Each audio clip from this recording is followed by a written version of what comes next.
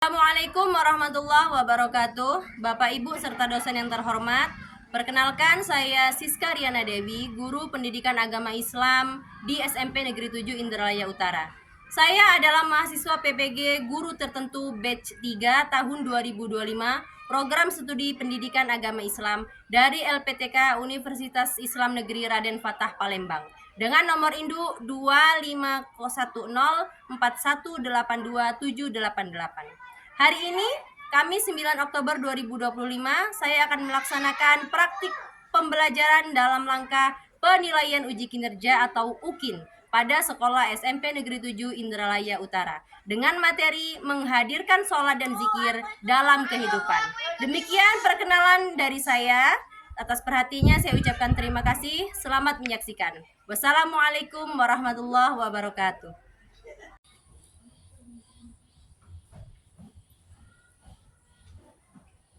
Assalamualaikum warahmatullahi wabarakatuh. Waalaikumsalam warahmatullahi wabarakatuh. Apa kabar anak-anakku? Baik. Sehat semua? Sehat. Sekarang sedang banyak musim penyakit ya. Kita sedang musim pancaroba. Jadi Ibu harap kita semua, kalian semua menjaga kesehatan. Oke. Hari ini seperti biasa, alhamdulillah kita bertemu lagi dalam mata pelajaran pendidikan agama Islam. Untuk hari ini semua sudah siap belajar? Siap. Oke, coba semuanya berdiri dulu. Buat lihat bagaimana tampil dan siap belajar belajar. Nih, masukkan bajunya ini. Teman, gimana? Nah, rapi seperti biasa nih, bagus. Oke, boleh silakan semuanya duduk kembali.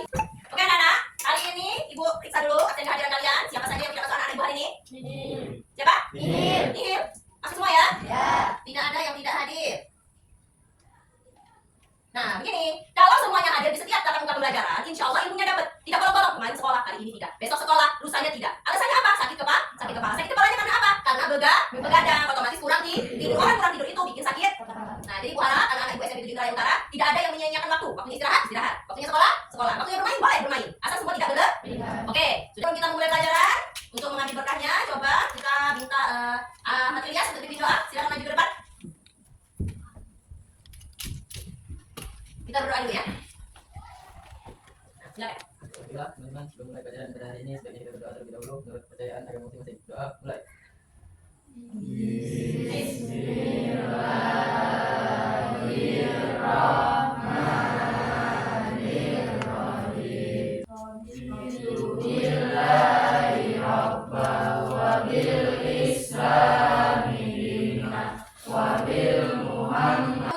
Menunjukkan rasa patriotisme kita menyanyikan lagu kebangsaan negara kita Indonesia Raya. Anak-anak Silvi boleh pimpin lagu teman-temannya. Silakan maju ke depan. Kita bernyanyi Indonesia Raya dulu ya. Semua berdiri. Hiduplah Indonesia Raya. Indonesia tanah airku, tanah tumpah darahku.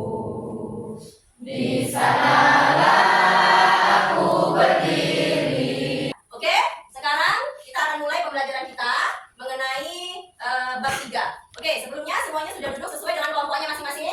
Sudah ya? Sesuai dengan kelompok belajar kita dari awal pertemuan pembelajaran PAI. Sesuai dengan kelompoknya sudah ya? Oke, sebelum kita lanjut ke materi sekarang, Ibu akan tanya dulu, kita flashback ke materi minggu kemarin. Kemarin kita belajar tentang apa? Kita belajar tentang nama-nama Allah, Asmaul Husna. Coba, ada yang masih ingat Asmaul Husna apa saja yang masih diingat? Silakan tunjuk tangan. Ayo, coba Sela, Asmaul Husna apa yang kamu ingat? Ada? Ada apa? Ada Ar-Rahman. Apa lagi? Ar-Rahim. Nah, apa lagi? Al-Malik. Ya, lanjut. Al-Qudus. Nah, itu akan berhubungan dengan materi yang akan kita bahas hari ini. Apa? Bab 3 menghadirkan sholat dan zikir dalam kehidupan. Dalam bab 3 ini menghadirkan zikir dan sholat dalam kehidupan. Kenapa harus kita pelajari? Kenapa kalian diberi materi ini? Nah, ini tujuannya. Kita punya 3 tujuan pembelajaran dalam bab ini. Coba Ibu minta tolong, Komang, berdiri, dibaca dulu tujuan pembelajaran yang nomor 1. Buat ya. Pelajaran nomor 1. Peserta didik dapat menghubungkan hakikat sholat dan zikir dalam mencegah perbuatan keji dan mengampun. Enggak, oke cukup. Yang pertama silakan duduk. Tujuan pembelajaran yang pertama, biar kalian itu sebagai peserta didik dapat menghubungkan hakikat. Hakikat itu makna sebenarnya. Untuk apa sholat kita itu? Untuk apa kita disuruh zikir? Agar perbuatan kita ini lurus, tidak melakukan hal-hal yang dilarang Allah. Agar bagaimana dengan kita sholat, dengan kita berzikir, kita dapat menghindari larangan Allah dan melakukan perbuatan yang diperintah Allah. Nah, dalam pembelajaran ini tujuannya biar kalian tahu sebenarnya apa yang diinginkan dari sholat dan zikir. Kok bisa dengan sholat dan zikir kita sebagai manusia terhindar dari perbuatan keji dan mungkar. Tujuan pembelajaran yang kedua, coba dibaca dulu. Nanti silakan berdiri. Kuat-kuat biar temannya dengar. Yuk. Peserta didik dapat menuliskan contoh perilaku ketakwaan sebagai pemaknaan salat dan zikir dalam mencegah perbuatan keji dan mungkar di lingkungan sosial. Oke, kita lanjut ke tujuan pembelajaran yang ketiga. Coba dibaca dulu Brian. Ayo ini kecil cabai rawit. Kuat-kuat biar temannya semangat dengar. Peserta didik dapat membuat Kuat. kuet tentang salat dan zikir, mencegah perbuatan keji dan mungkar dalam media sosial atau media lainnya. Nah, tujuan kita belajar bab ini yang ketiga adalah peserta didik kalian itu nanti bisa membuat quotes tentang sholat dan zikir dapat mencegah perbuatan keji dan mungkar. Pertemuan kali ini kita akan fokus dulu pada tujuan pembelajaran nomor 1 dan nomor 2. Nah, yaitu kalian bisa menghubungkan hakikat sholat dan zikir, lalu kalian tahu contoh perilaku yang sesuai dengan sholat dan zikir itu bisa mencegah perbuatan keji dan mungkar. Untuk tujuan pembelajaran yang ketiga itu nanti akan kita bahas di pertemuan yang kedua. Jadi tadi kita coba explaining dulu lah. Kita explaining dulu, coba semuanya berdiri. Semuanya berdiri dulu. Oke, siapa yang mau pimpin explaining coba? Ayo, coba ambil Nabila. Kita explaining dulu, maju ke depan. Pimpin teman-temannya kita. Biar pagi ini semangat, tidak loyo, tidak mengantuk. Coba kita tepuk semangat dulu ya. Dipimpin oleh teman kita, Amirul Nabila. Oke, silakan Amirul Nabila. Tepuk semangat. Semangat.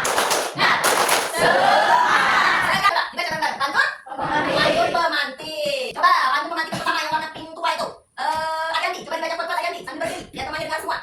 Semeru pergi berkemah, buat teh jangan pakai gula, banyak-banyaklah beribadah, hindari perbuatan tercela. Kasih aku dulu, kasih. Apa maksud dari pantun ini? Coba, ada yang bisa menyampaikan? Coba, apa maksud dari pantun ini? Coba, Koma. Menurut kamu, apa maksud dari pantun ini? Agar orang itu kenapa? Ayo, menurut pendapat kamu saja. Silakan. Ayo, nggak apa-apa. Buat teh jangan pakai gula, banyak-banyak beribadah, hindari perbuatan. Kalau kita berbanyak beribadah kepada Allah, ya dengan cara menghindari perbuatan yang tidak baik, menghindari perbuatan yang dibenci oleh Allah. Dengan apa? Biar kita terhindar dari perbuatan tercela. Sebab kita hari ini dengan sholat dan zikir. Oke, kita akan masuk ke materi kita pada hari ini. Coba di bukunya ada halaman 55. Sudah dibuka? Oke. Makna sholat. Sekarang bertanya dulu. Yang pagi tadi tidak sholat subuh, angkat tangan. Selain yang sedang hudur, selain yang sedang haid, yang tidak sholat subuh, angkat tangan. Jujur saja tidak apa-apa. Semuanya sholat subuh? Sholat. Benar? Benar. Yakin? Yakin. Alhamdulillah. Pagi-pagi itu bangun diawali dengan sholat subuh. Insya Allah hari kita dari pagi sampai ketemu malam lagi itu dilindungi oleh malaikat. Tapi kalau tadi pagi tidak sholat subuh, wallahu a'lam, kamu saja tidak melakukan kewajibanmu, dari mana Allah akan melindungi hidupmu. Nah sekarang Bu, sholat itu apa Bu? Dari kecil, dari sebelum sekolah kita sudah diperintah sholat kan di rumah? Atau orang tua kata ibu sholat. Nanti sholat dulu baru main, sholat dulu baru nonton TV, sholat dulu baru pergi mancing misalnya. Sholat itu apa? Ada yang pernah terpikirkan kenapa sih kita harus sholat? Coba, ada itu di buku. Yang kemarin sudah ibu suruh baca untuk materi yang akan kita bahas hari ini kan? Sholat. Jadi sholat itu ada dua makna. Ada secara bahasa, ada secara istilah. Jadi sholat itu bahasa Arab, bukan bahasa kita. Bahasa Arab itu sholat, as-sholatu. Makanya secara bahasa itu ada artinya sendiri. Nah, secara istilah itu yola yang tadi kalian lihat secara hakikat makna sebenarnya sholat. Nah, ini coba dibaca dulu. Sholat secara bahasa berarti doa. Nah, sholat secara bahasa itu artinya dalam bahasa Arab as-sholatu itu artinya doa. Karena dari awal kita takbiratul ihram sampai ke salam itu isinya semuanya doa. Yang kamu baca bacaan sholat itu isinya adalah doa. Makanya as-sholatu dalam bahasa Arab itu artinya doa. Nah, oke. Secara istilah apa kata Diki tadi? Perbuatan, perkataan yang dimulai dengan takbir lalu diakhiri dengan salam. Nah, perbuatan seseorang saat Allahu Akbar sampai ke salam yang di dalamnya ada bacaan doa, itulah yang dinamakan dengan sholat. Saya kira ini sudah kelas 7 SMP. Tidak ada lagi yang belum hafal dengan bacaan sholat, ya? Tidak ada lagi yang belum hafal dengan bacaan sholat. Coba Silvi, berdiri.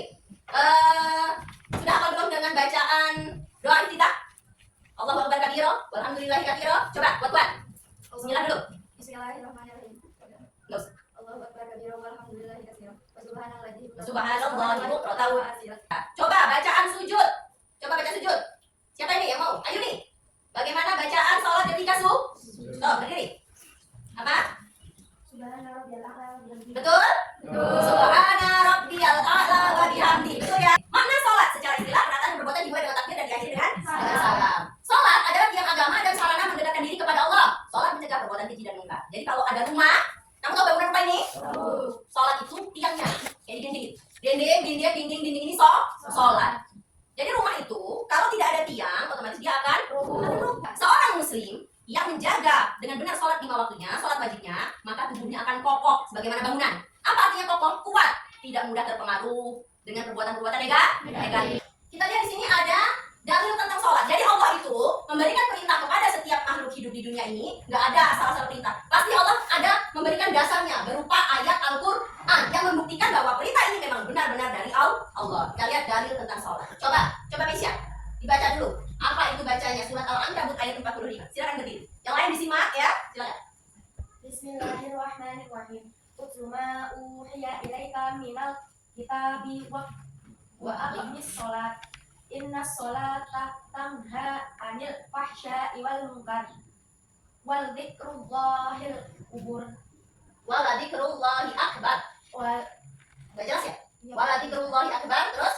wallahu ya'lamu ma tasna'un. Oke. Itu dalil tentang sholat. Silakan duduk Mesya. Kenapa kita wajib melaksanakan sholat? Apa arti dari itu, Bu? Ada di buku paket kan ya? Ada. Ayo baca apa arti dari Quran surat Al-Ankabut. Silakan Yosef Kuat. Bacalah kitab Al-Quran yang telah diwahyukan kepadamu Muhammad dan laksanakan sholat. Sesungguhnya sholat itu mencegah dan perbuatan keji dan mungkar. Dan ketahuilah mengingat Allah, sholat itu lebih besar keutamanya dari ibadah yang lain. Allah mengetahui apa yang kamu kerjakan. Oke. Saya di sini. Ada yang mau ditanyakan? Coba tunjuk tangan. Siapa yang mau bertanya? Coba. Ya, tunjuk tangan boleh. Oh, Penny. Oke, coba berdiri. Apa yang mau ditanyakan? Silakan. Bagaimanakah caranya agar sholat bisa khusyuk dan tidak teringat yang lain? Bagaimana caranya agar sholat itu khusyuk, tidak teringat yang lain? Oke, sekarang duduk. Kasih tepuk tangan dulu untuk Penny. Nah, bagus Penny bertanya. Jadi Penny itu selama ini berarti kamu kalau sholat teringat yang lain? Bagaimana Bu sholat itu biar bisa khusyuk, tidak ingat yang lain-lain? Nah, ini pengalaman kita semua. Kalau sholat ingat jemuran. Ingat apa lagi? Tiba-tiba barang lupa naruh jadi ingat. Oh, duit tadi ternyata ada di tas ngaji. Tiba-tiba saja lagi sholat ada motor teman lewat. Nah, Hani sudah berangkat mancing, saya tinggal. Macam-macam kan? Gangguan yang ada di pikiran ketika sholat. Nah, Penny nanya, gimana Bu biar sholat itu bisa khusyuk? Khusyuk itu apa? Khusyuk itu fokus pada gerakan sholat, fokus pada bacaan sholat, tidak teringat dengan yang lain. Bagaimana Bu caranya? Satu, kita harus paham dengan makna bacaan sholat. Kita harus tahu, hafal, dan paham arti dari bacaan sholat. Kita lanjut, kamu buka bukunya, halaman 58. Makna zikir, ada? Ada. Jadi, sholat dan zikir ini adalah satu kesatuan yang tidak terpisahkan. Lalu kalau sholat tadi kan artinya doa. Secara istilah, perbuatan, perkataan dari takbir sampai salam. Lalu bagaimana dengan zikir? Apa itu zikir, Bu? Ini tadi doa. Ini tadi apa? Nah, ini yang akan kita bahas. Coba dibaca dulu. Yang halaman 58 itu makna zikir. Coba Sela, baca kuat-kuat. Apa itu makna zikir? Makna zikir. Arti zikir menurut bahasa adalah ingat, sedangkan menurut istilah zikir diartikan dengan mengingat Allah Subhanahu wa taala. Cukup. Nah, kalau sholat tadi artinya doa. Orang itu kalau ingat dia pasti berdoa. Kalau doa dia pasti ingat, tidak ada lupa. Lalu ingat siapa, Bu? Nah, inilah secara istilah. Apa zikir tadi? Mengingat siapa? Mengingat Allah. Tidak sembarangan mengingat apapun dikatakan zikir, tidak. Ya, zikir itu artinya ingat. Ingat siapa? Ingat Allah. Kamu lihat yang tentang dalil zikir. Ada di bawahnya tadi lanjutan dari apa yang dibaca oleh Sela? Ada ya? Apa itu? Quran surat Al-Ahzab ayat 41. Coba dibaca dulu Ilyas. Coba dibaca ayatnya. Cepat Ilyas. Bismillahirrahmanirrahim. Ya ayyuhalladzina amanu dzkurullaha dzikran katsiran. Oke, ya ayyuhalladzina, hai orang-orang yang beriman. Ya ayyuhalladzina amanu, hai orang-orang yang beriman. Udhkurullah. Apa artinya di situ? Berzikirlah. Itu kalau di bahasa Indonesia kan ingatlah. Mengingat siapa? Udhkurullah, mengingat Allah. Dzikron katsiron, dengan ingat yang sebanyak-banyaknya, tidak terbatas. Mau dimanapun, mau kapanpun ingat. Zikir itu, mengingat Allah itu tidak harus dalam keadaan sholat saja, tidak harus dalam keadaan di masjid saja, tidak harus dalam keadaan bersih suci, tidak. Dimanapun, kapanpun wajib yang namanya zikrullah. Apa ini? Mengingat Allah. Nah, ada di situ cara-cara berzikir.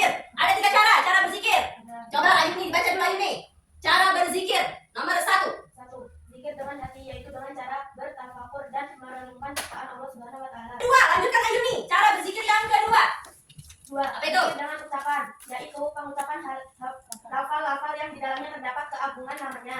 Contohnya adalah tahmid, tasbih, tahlil, takbir, membaca Al-Quran, dan sholawat. Nah, oke. Kalau tidak ada yang ditanyakan, Ibu coba tes dulu untuk melihat sejauh mana pemahaman kalian mengenai sholat dan zikir yang sudah kita bahas sama-sama. Oke, ini coba dikerjakan dulu ya. Oke. Ini kerjakan secara individu, tidak ada berjamaah. Ini bukan kerja kelompok ya. Silakan kerjakan sendiri-sendiri.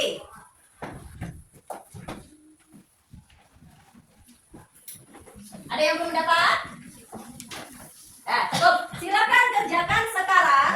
Di situ ada soal sebanyak 5 butir soal. Semuanya sudah kita bahas dari awal mulai pembelajaran sampai yang terakhir tadi. Ya, silakan dikerjakan. Waktunya 5 menit cukup? 5 menit atau 7 menit lah ya. Silakan.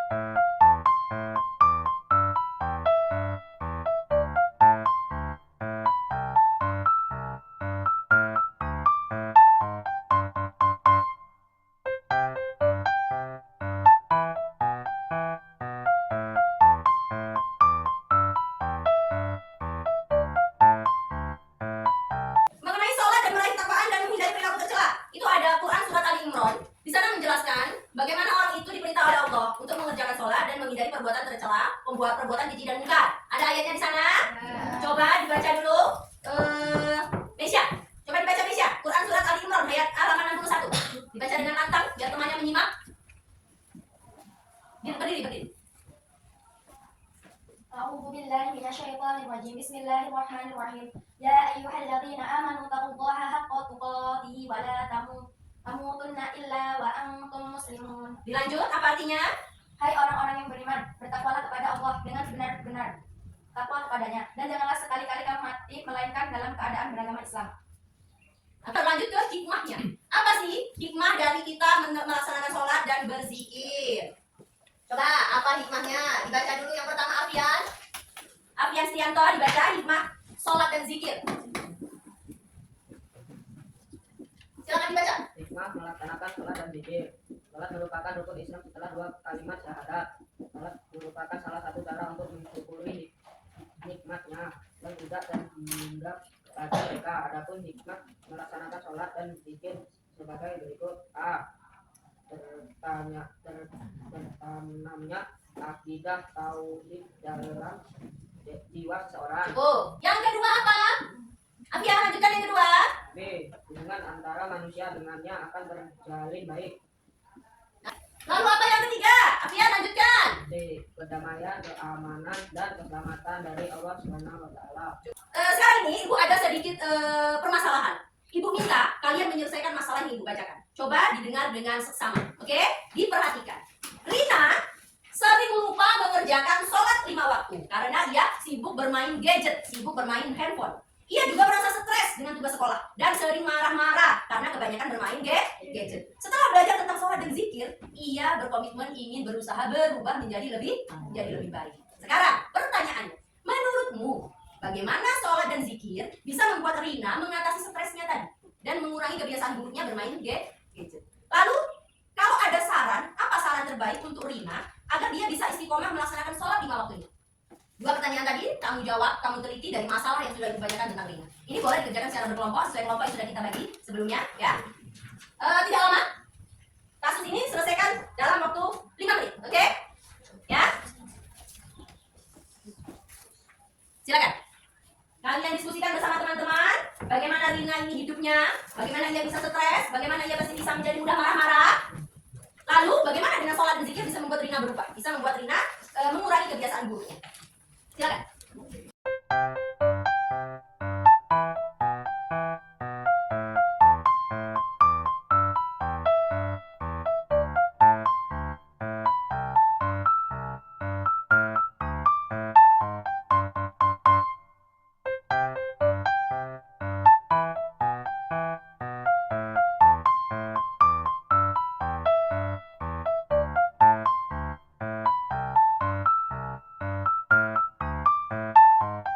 Selesai. Diskusi kelompok selesai. Coba ibu minta salah satu kelompok untuk membacakan hasil diskusinya ke depan mengenai kasus yang sudah dibacakan dari Rina yang terlalu sibuk bermain gadget, suka marah-marah, stres. Nah, ini dia sadar dengan mengikuti pelajaran zikir dan sholat dalam kehidupan.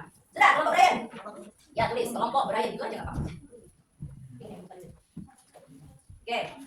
Coba kelompok Brian maju ke depan. 2 orang saja. Bersama Afian. Ya, coba maju ke depan. Ya, sini. Coba kamu bacakan dulu kasusnya.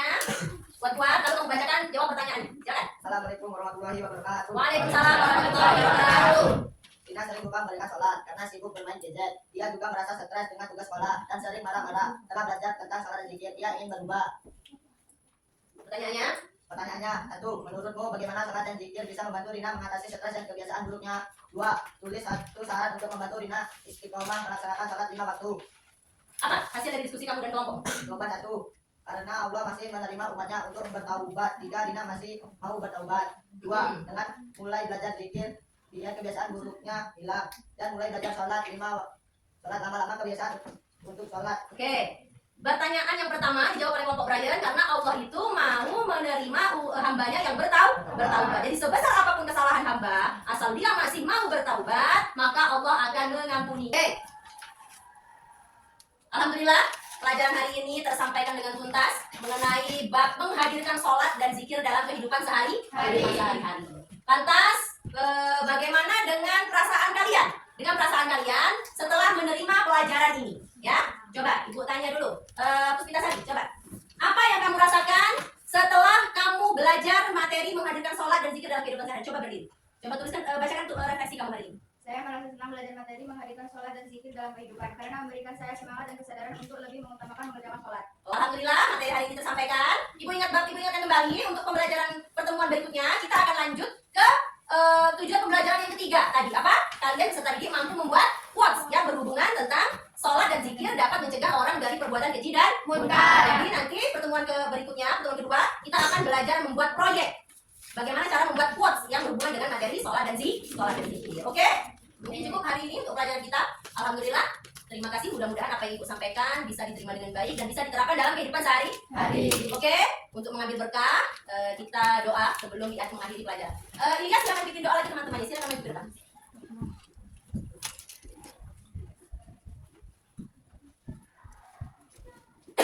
Teman-teman, sebelum kita tutup pelajaran pada hari ini, sebaiknya kita berdoa terlebih dahulu menurut kepercayaan agama masing-masing. Doa mulai. Bismillahirrahmanirrahim.